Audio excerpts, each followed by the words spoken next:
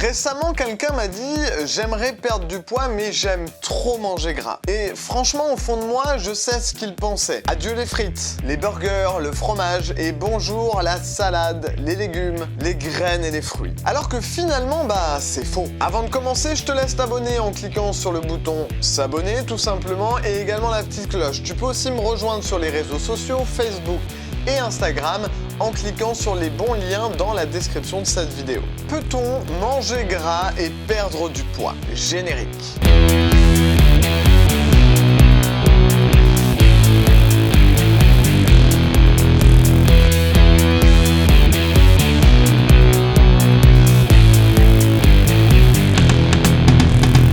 D'abord, on va faire un petit récapitulatif. Qu'est-ce que la nourriture grasse? Si je te dis manger gras, tu vas probablement me répondre burger, charcuterie, beignets. Et tu n'auras pas tout à fait tort, puisque en effet, ce sont des aliments qui contiennent des lipides, ou alors qu'ils sont cuits dans de l'huile qui elle-même est une source de lipides. Mais les lipides, on en trouve aussi dans les œufs, les poissons, la viande. Et pourtant, l'OMS conseille d'en manger au moins une fois par jour. Pourquoi? Alors soyons clairs, il nous faut des lipides, c'est essentiel. Ça va permettre le bon fonctionnement de notre organisme. Ils contiennent des oméga 3 et 6 qui sont indispensables pour notre organisme. Donc oui, on peut manger gras, mais comme pour tout, c'est une question de dosage. Bien sûr que tu peux manger un burger si tu es en perte de poids, mais un de temps en temps. Pas 5 par semaine. Tu seras d'ailleurs ravi d'apprendre qu'un beignet contient beaucoup moins de lipides que 100 grammes de bœuf haché, ou bien que 6 nuggets de poulet. J'ai même entendu que les salades de McDo contiennent parfois plus de lipides que certains burgers. D'ailleurs, si tu veux en savoir plus, j'explique toutes les informations qui permettent de perdre du poids dans mon challenge gratuit de 7 jours.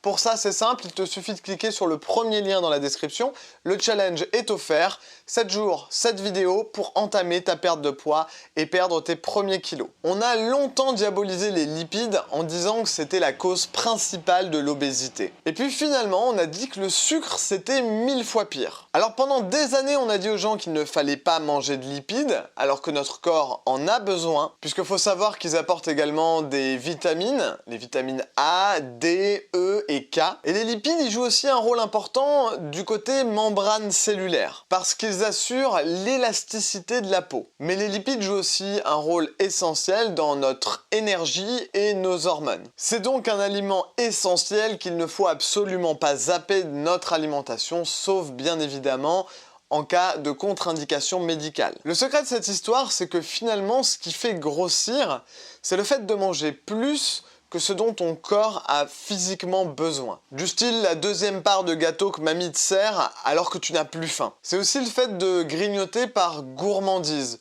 ou parce qu'on a eu un coup de stress, par exemple. Je pense aux faims émotionnelles, par exemple. Ce ne sont pas de vraies faims, c'est ce qu'on appelle des fausses faims. Faim émotionnelle, faim automatique. Côté aliments gras, il y a quelques petites astuces à connaître pour pouvoir se faire plaisir. Comme je disais tout à l'heure, on a le droit à tout, mais en quantité raisonnable. On peut consommer par exemple l'huile d'olive à la place des autres huiles, puisqu'elle contient juste ce qu'il faut en oméga 9. Pour les poissons, il faut consommer plutôt des poissons style anchois, hareng ou encore des sardines.